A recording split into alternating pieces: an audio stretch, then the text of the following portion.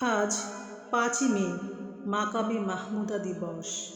ঐশী প্রেমের ধারক জ্যোতির্ময় মহামানবী মাকামে মাহমুদা সৈয়দা তাকরিমা সুলতানা মেজর সাহেবজাদী হুজুর কর্তৃক সংঘটিত অলৌকিক কারামত। অলৌকিক শব্দের অর্থ হল যা লৌকিক নয়, অর্থাৎ যা সর্বসাধারণের পক্ষে ঘটানো সম্ভব নয়। এ প্রসঙ্গে মহান রব্বুল আলামিন কোরআনে ইরশাদ করেন, যারা আমার নিদর্শন তথা মুজিজাসমূহ মিথ্যা বলে অবিশ্বাস করে, অচিরেই আমি তাদেরকে ধীরে ধীরে এমনভাবে পাকড়াও করব যে তারা তা জানতেও পারবে না। সূরা আরাফ ৭ আয়াত ১৮২। অন্যত্র আল্লাহ বলেছেন, যারা আমার মুজিজা বা নির্দেশনাবলীকে মিথ্যা প্রতিপন্ন করে এবং সেগুলোর বিষয়ে অহংকার মনোভাব পোষণ করে, তারা জাহান্নামেও সেখানে চিরকাল অবস্থান করবে। সূরা আরাফ ৭ আয়াত ৩৬। আমার নিদর্শন তথা মুজিজাসমূহকে মিথ্যা বলেছে, তারা জাহান্নামে। সূরা মায়দা ৫ আয়াত ৮৬। অলৌকিক ঘটনা। ডালিয়া আপার স্বামী তার খালাতো ভাইয়ের পরিবারের সাথে ইটালি থাকেন। ২০২১ সালের জানুয়ারি মাসের ২৪ তারিখে ডালিয়া আপার স্বামী স্ট্রোক করেন। তৎক্ষণাৎ তাকে হসপিটালে ভর্তি করানো হয়। তিনি ৩ দিন হসপিটালে চিকিৎসারত অবস্থায় থাকেন।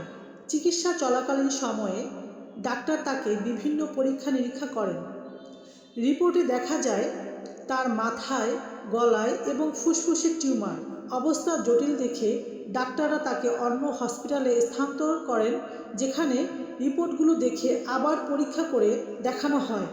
তখন দেখা যায় ক্যান্সার ধরা পড়েছে। আবার টিউমারের সাথে কণ্ঠনালীতে ক্যান্সার হওয়াতে কণ্ঠনালী কেটে ফেলে দিতে হবে। এতে সে আর কোনোদিনও কথা বলতে পারবে না। স্বামীর বর্তমান অবস্থা বিস্তারিত ডালিয়া আপাকে জানানো হয়।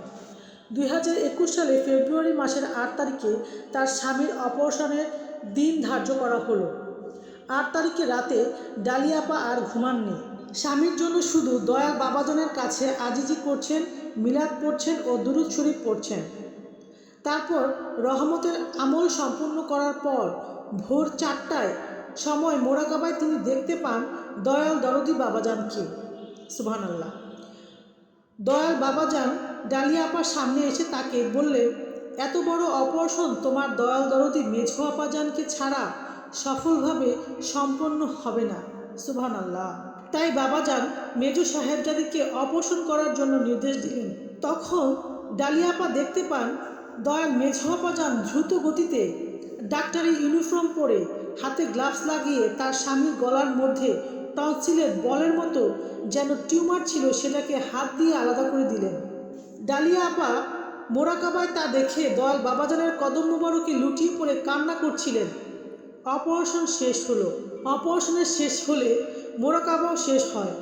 সকালবেলা ইটালি থেকে ফোন আসে যে তার স্বামীর সফলভাবে অপারেশন সম্পন্ন হয়। অর্থাৎ ইটালির হসপিটালের ডাক্তাররা যখন অপারেশন করেন, বাংলাদেশ থেকে ডালিয়া আপা মোরাকাবায় দেখেন সেই ডাক্তার আর কেউ নন, দয়াল দরদি মেজো সাহেবজাদী হুজুর আর দয়াল বাবাজান।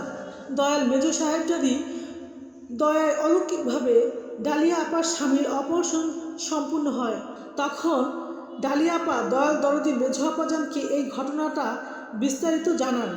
মেঝো আপাজান তাকে কিছু গুরুত্বপূর্ণ নির্দেশনা দিলে এবং মানত করার কথা বললে মেঝো সাহেবজাদী হুজুরের নির্দেশ মতে ডালিয়া আপার স্বামী সম্পূর্ণভাবে সুস্থ হয়ে যায়। সুবহানাল্লাহ। দয়াল মেঝো সাহেবজাদী হুজুরের কাছে এসে এমন অসংখ্য অলৌকিক কারামত প্রতিনিয়ত প্রকাশ পাচ্ছে। আলহামদুলিল্লাহ। সুবহানাল্লাহ।